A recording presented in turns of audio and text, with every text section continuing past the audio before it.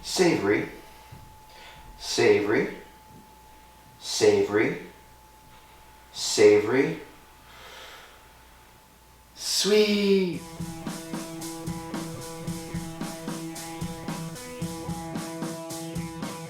Hello everybody, and welcome back to yet another episode of Sweet and Savory with your host this week, Jake Ottaviani, and I'm about to put the sweet in Sweet and Savory with some sugar cookies topped with a caramel sauce drizzle just to really emphasize the diabetes-inducing nature of today's episode. So, take a moment, gather your wits, and let's get down to it. To make these little discs of sugary goodness, we're going to need a fair few ingredients. For our cookies, we're going to be using 2 cups of self-rising flour. It's important you're using self-rising.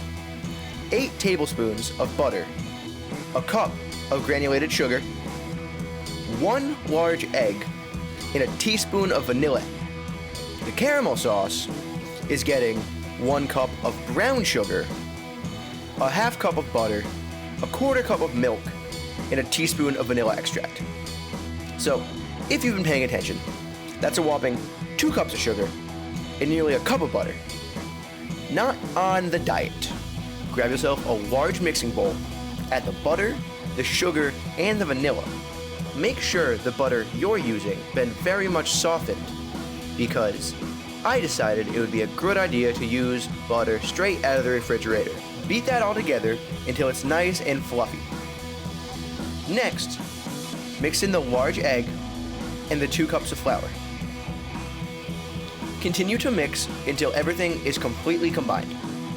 When your dough is starting to get smooth like a baby's bottom, cover with plastic wrap and throw it in the fridge for about 30 minutes so it's not abysmally sticky later on.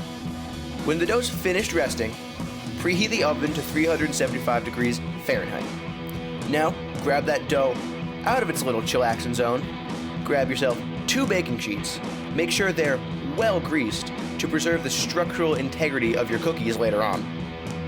Now, take that cookie dough and put it into inch and a half balls, and make sure to roll 1/2 of those balls in a bowl of sugar you got sitting around.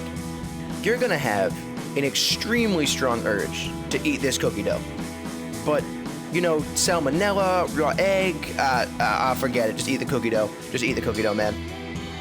Now place those balls sugar side up on the baking sheets with about 2 inches in between them so those cookies can stretch their legs a little bit as they cook.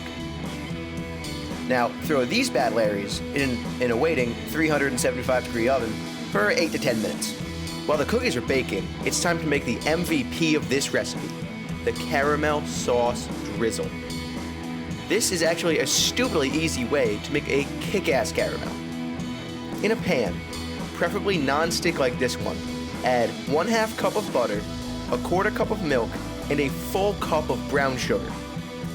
Now mix constantly and bring the whole thing to a boil, mixing until everything is nice and homogeneous. When the mixture is nice and smooth, let it cook for 1 to 2 minutes or until it started to thicken up into that perfect caramel texture. Now, admittedly, I completely forgot to film this next part, but once you've reached your desired consistency, add 1 teaspoon vanilla extract and a couple pinches of salt. Because, as you should know, unsalted caramel is an affront unto the Lord. Now, mix everything together and boom! You've got an ooey gooey caramel sauce that would make Willy Wonka himself blush. Now, when the cookies are done, take them out of the oven and let them sit for about 5 minutes before plating them.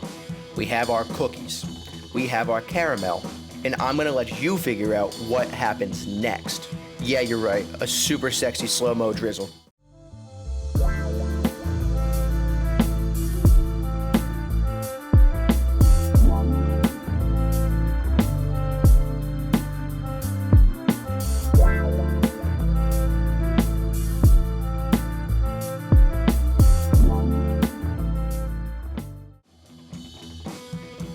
And here we have it, sugar cookies, drizzled with caramel sauce.